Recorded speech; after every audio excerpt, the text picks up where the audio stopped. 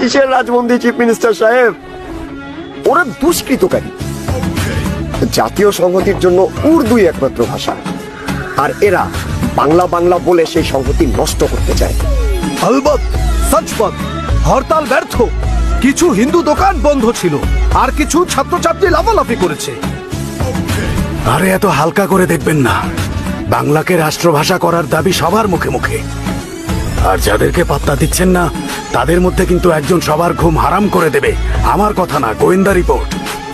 কে? শেখ মুজিবুর রহমান, ছাত্রলীগ নেতা। কেন আদেশ মানি না আমি চিরস্বাধীন, আমি না মানি আইন, আমি না কারো অধীন। যেন আমি শ্রেষ্ঠ, শুধু আমি সঠিক, কেবল আমি সত্য